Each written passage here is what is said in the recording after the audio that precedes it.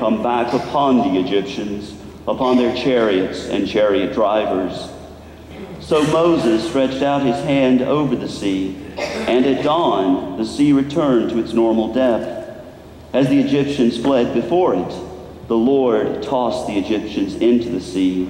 The waters returned and covered the chariots and chariot drivers, the entire army of Pharaoh that had followed them into the sea.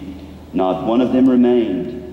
But the Israelites walked on dry ground through the sea, the waters forming a wall for them on their right and on their left. Thus the Lord saved Israel that day from the Egyptians, and Israel saw the Egyptians dead on the seashore. The word of the Lord. Thanks be to God.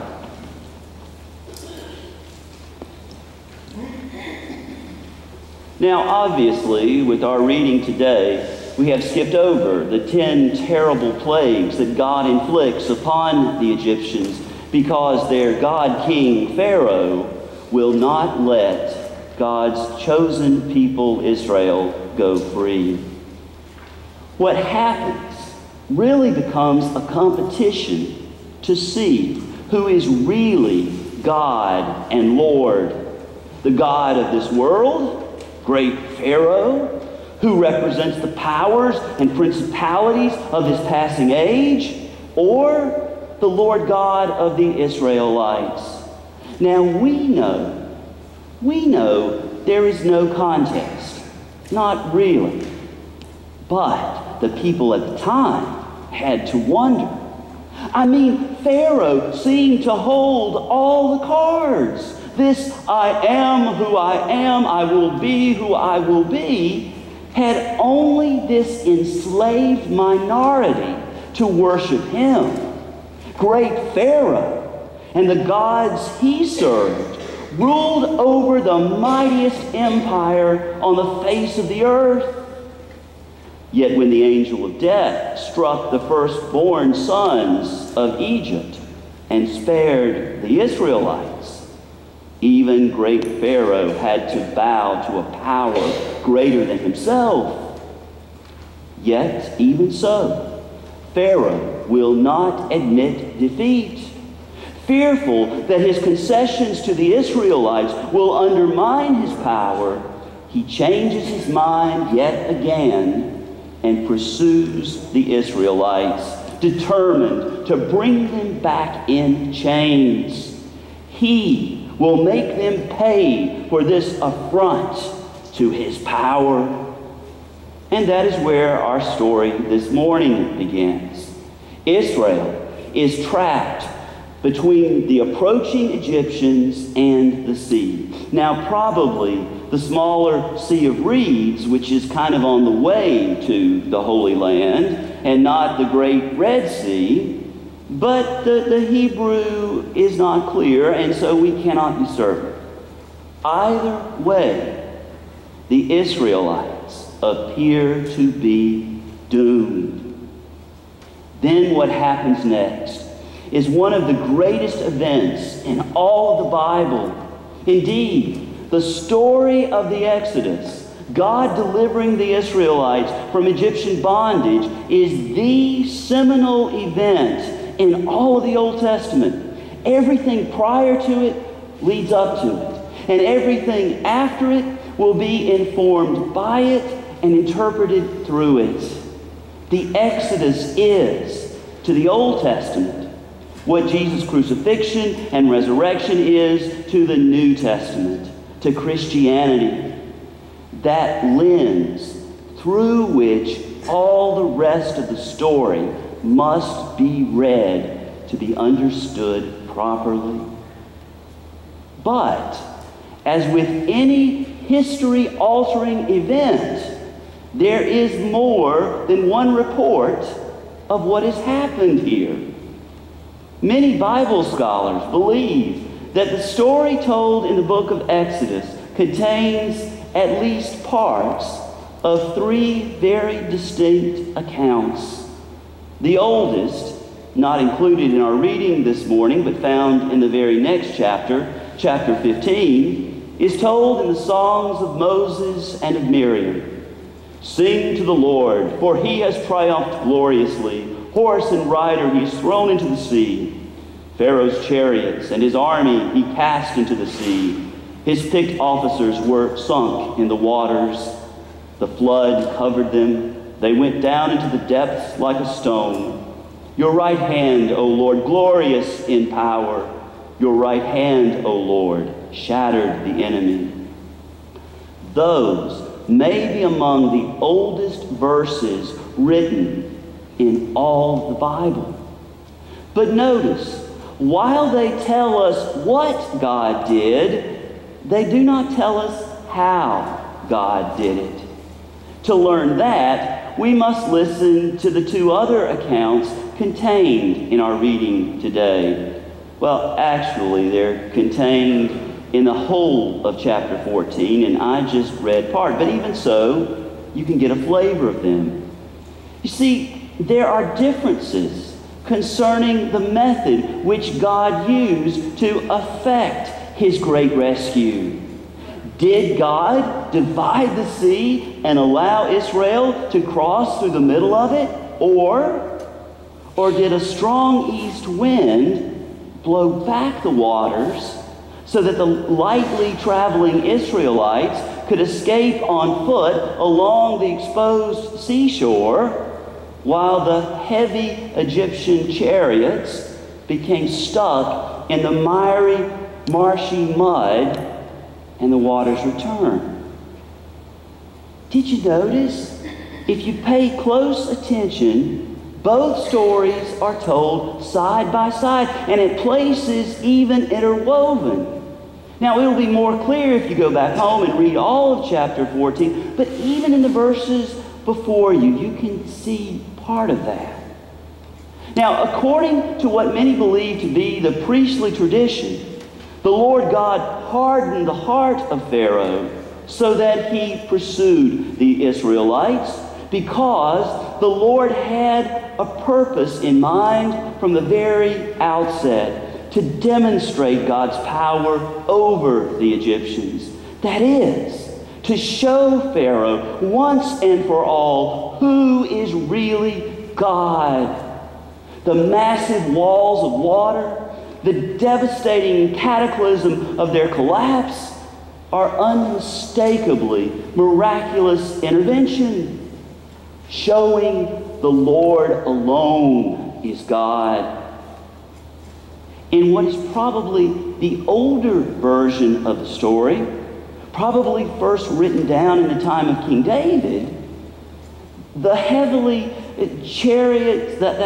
Egyptian chariots and their soldiers clad in weighty bronze armor get mired in the mud, while in their panic and confusion they plunge out even farther.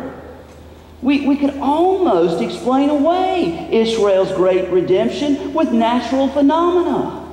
A windstorm that's accompanied by a dust devil, that is, a pillar of cloud, with lightning strikes and wildfire, not unseen in wind and sandstorms in the desert. And just such a storm blows back the water from the edge of the sea and exposes the muddy shore. We can explain that.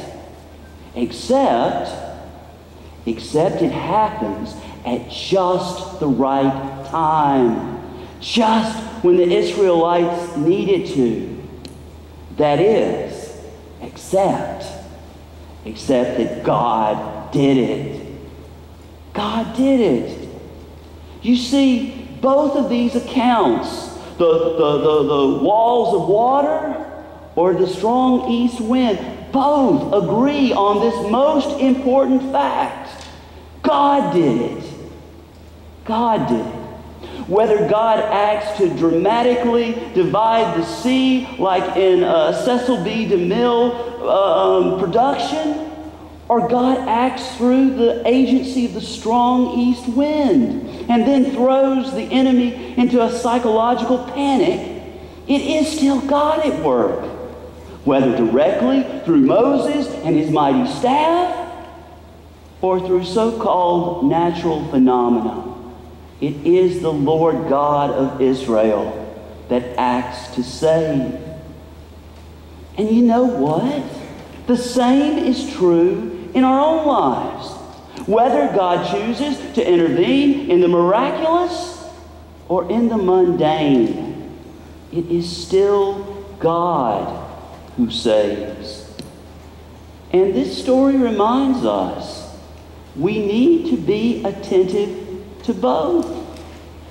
And so personally, I'm very glad that those who passed the Bible on to us allowed both stories to be heard here, to speak here, reminding us of the different ways that God acts to save and deliver, in the dramatic and in what many would dismiss as natural phenomena.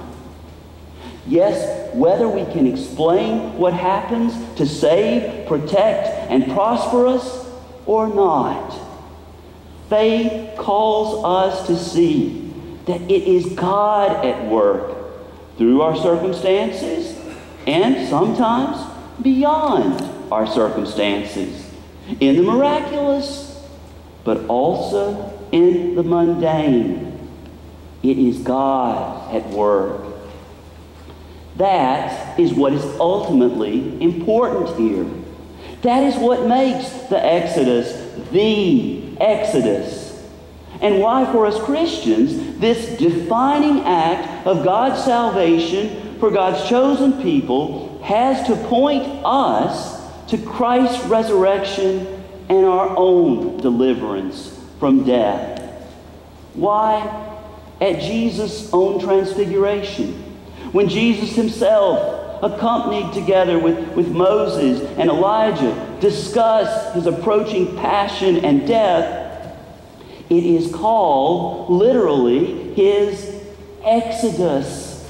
Now, in our English Bibles, it's often translated departure, but the word in Greek is Exodus.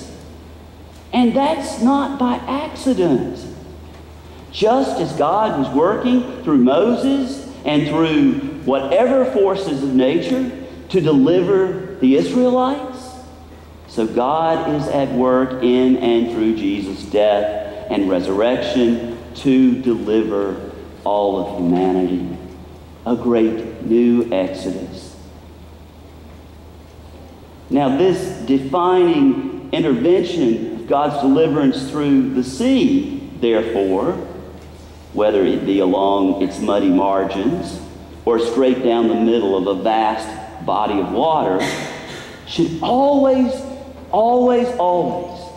put us in mind how God saves us through the waters of holy baptism, drowning sin and death and all that would oppress us. The story of the Exodus testifies to Christians today about the power that God has to defeat would-be oppressors and deliver the oppressed, and about the special love that God has for God's own chosen people. When we read about God's redemption of all of humanity in the New Testament, we should remember that God has been delivering God's people all along, from the waters of the flood, from terrible famine, from slavery in Egypt, and later from exile in Babylon. God has been delivering God's people all along. And so, as readers of the sacred story, we are called to join with the Israelites in their witness to God's victory. In the words of this very story, to stand, see, and keep still, and believe. You know, there's a popular catchphrase today, don't worry, I got your back. Don't worry, I've got your back.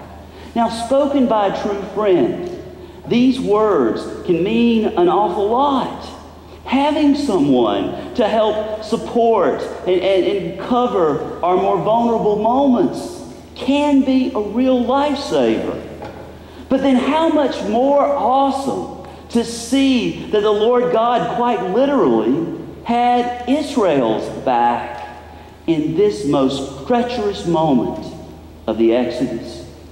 Just when it seemed that the promise of liberation might fail, with a thundering herd of horses and chariots and angry Egyptians in hot pursuit, God calmly and confidently moved from the vanguard to the rear guard.